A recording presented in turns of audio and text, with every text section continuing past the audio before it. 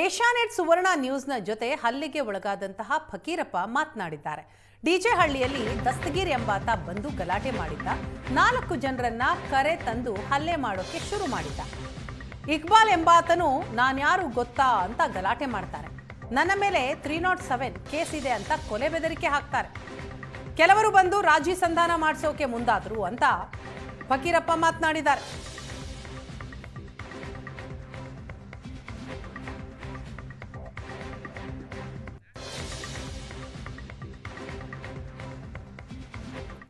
Hello sir, ನಮಸ್ತೆ.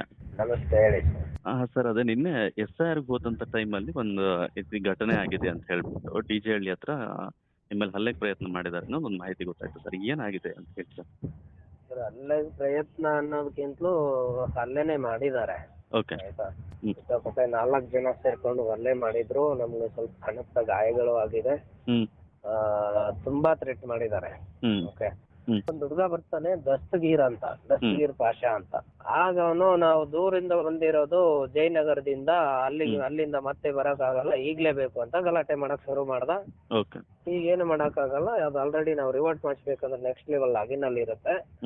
ಅವ್ರಿಗೆ ಹೇಳಿ ನಾವು ಮಾಡಿಸ್ಕೋಬೇಕಾಗುತ್ತೆ. ಈಗ ಇಮಿಡಿಯೇಟ್ ಅಂದ್ರೆ ಆಗೋದಿಲ್ಲ ಅಂತ ಹೇಳಿದ್ವಿ. ಅವ್ನ ಯಾರೋ ತಂದೆಗೆ ಫೋನ್ ಹಚ್ಕೊಟ್ಟ. ಹಾಯಪ್ಪ, ಫೋನ್ ಅಲ್ಲಿ ಬಾಯಿಗೆ ಬಂದಾಗ ಬೈತಾ ಇದ್ದ.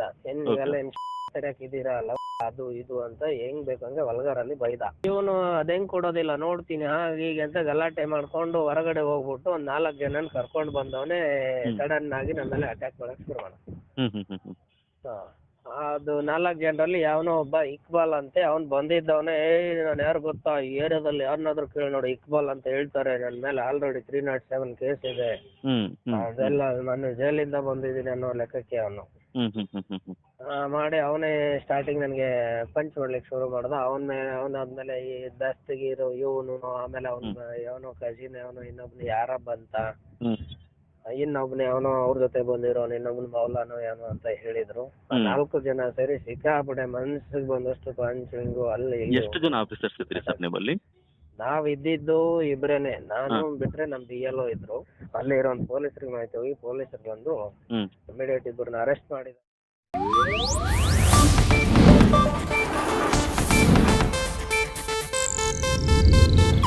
ಇದು ಏಷ್ಯಾನೆಟ್ ನ್ಯೂಸ್ ನೆಟ್ವರ್ಕ್ ಪ್ರಸ್ತುತಿ.